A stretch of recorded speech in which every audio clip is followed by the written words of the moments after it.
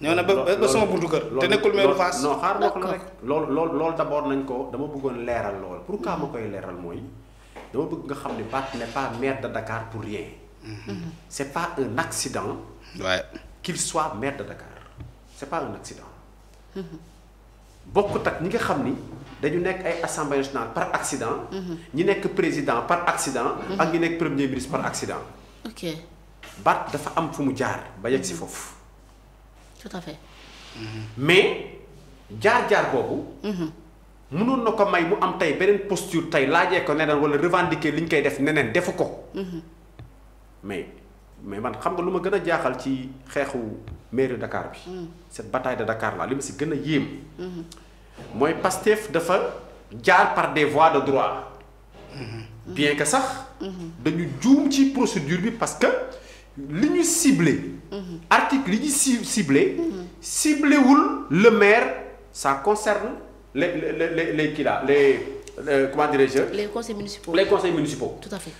mais malgré cela. dindi nañu Barth parce que le préfet bu xasee enclenché yaa may dégg. police day suivre. tout à fait. day ñëw ne la jógal. mais amul problème. def nañ ko. convoqué nañu. la kii nu ñu koy xeeti le code électoral. code électoral boobu am na lu mu wax. concernant le maire bi nga xam ne il est en poste ba pare am condamnation. ñu ne. selon l'article 135. dañu ne. condamnation boobu il faut que mu nekk crime. pour qu'on puisse le destituer kenn waxul délit wala infraction crime la ñu wax. tout à fait. Barth n'a pas été condamné pour crime benn. loolu manipulation la. si. coup mortel lañ ko condamné. te aussi condamné wuñ ko ay kii nu ñu koy waxeeti mu tëdd maanaam naan dañuy jëli maanaam comment on appelle ça encore maanaam du loo xam dañ jàpp ni il est coupable des faits.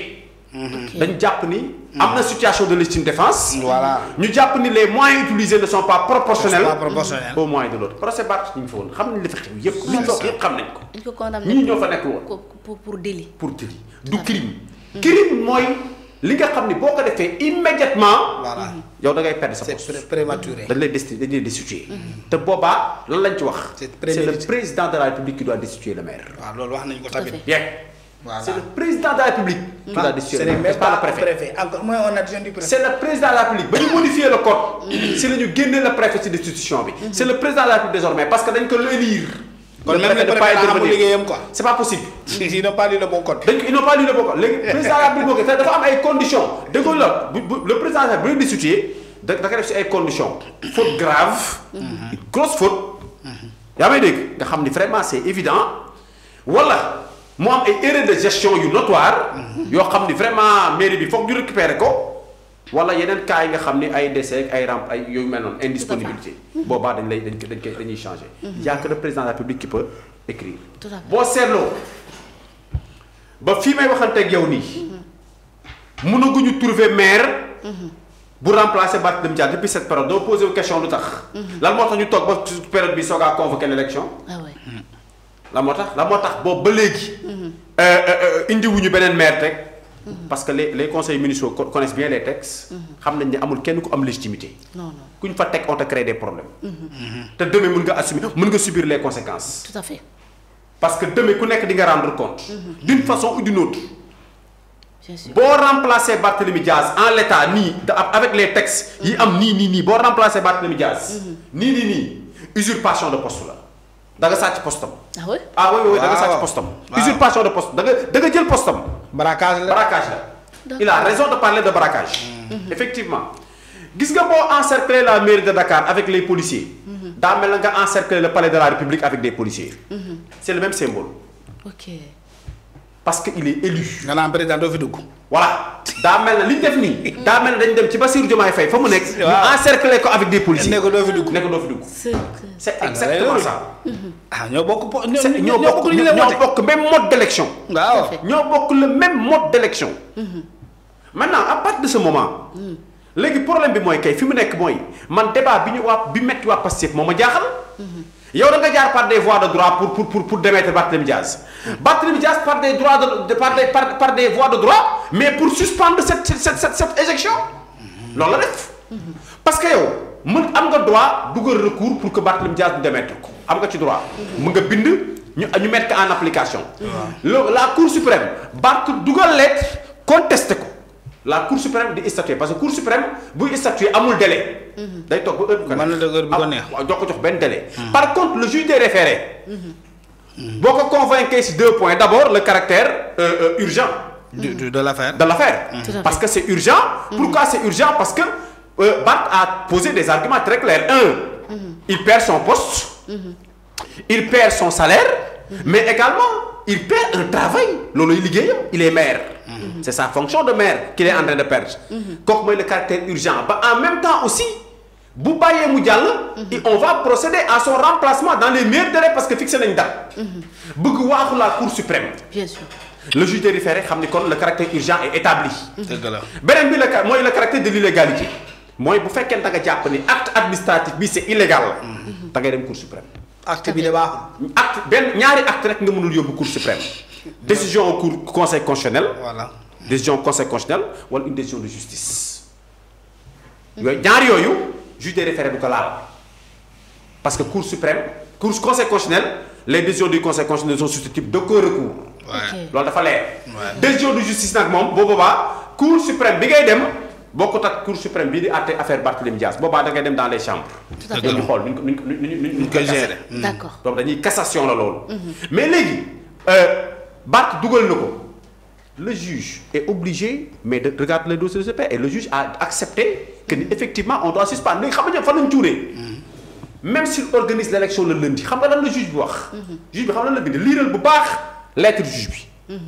mais on a dit on a dit recours en suspension c'est-à-dire que toute la procédure est suspendue. ñoom ñu ne dañuy def élection.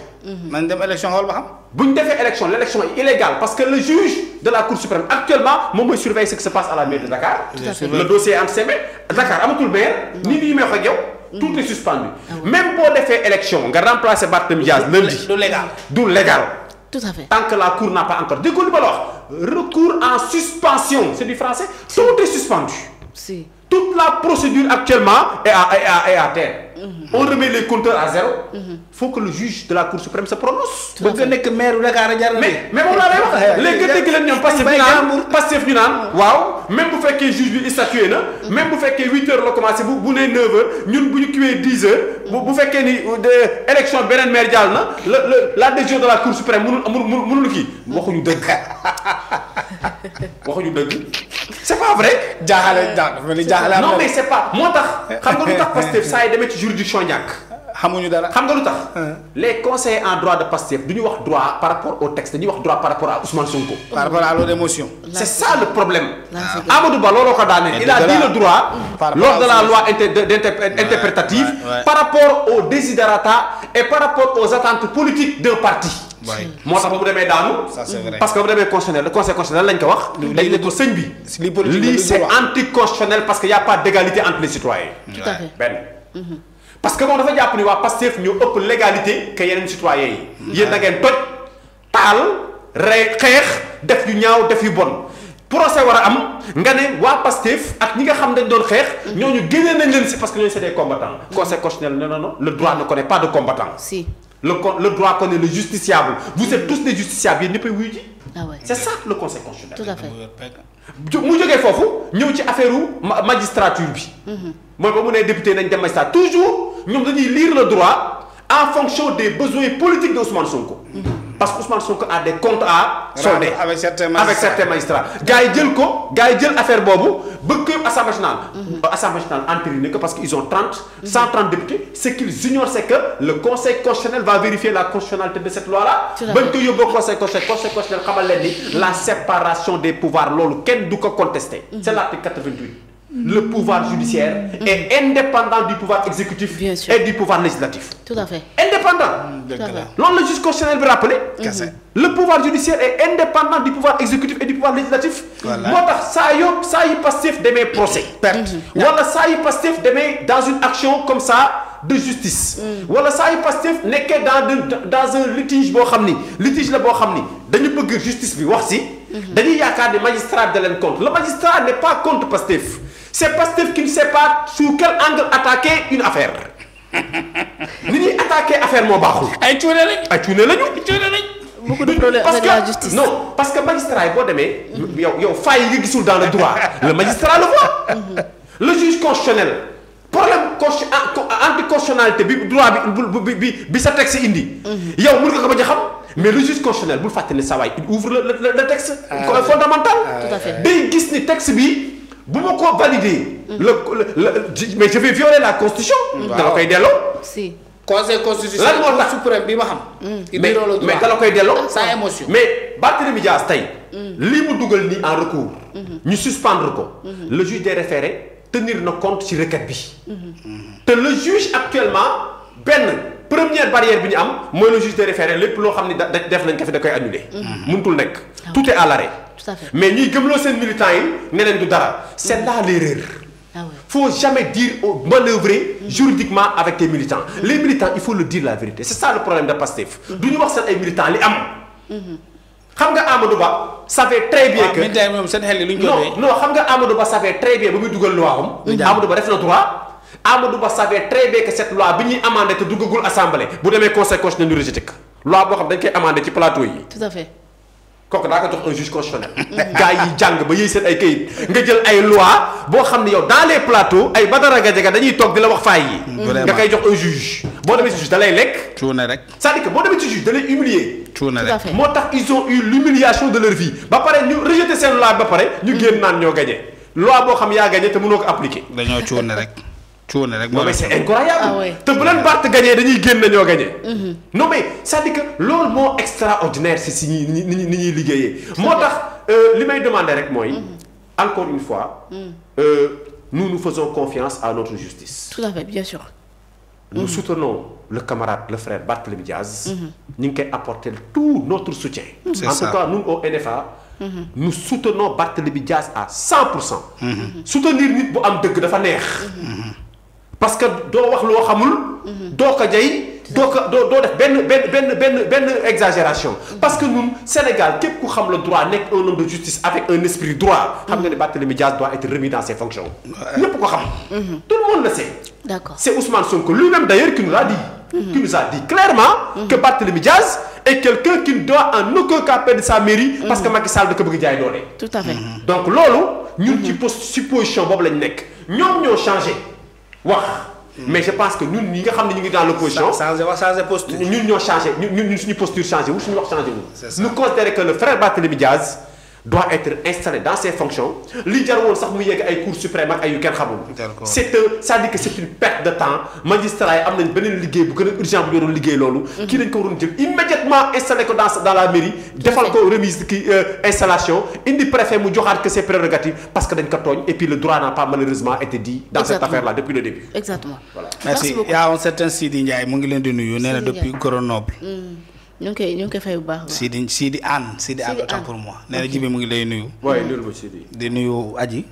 ak waa kër gi.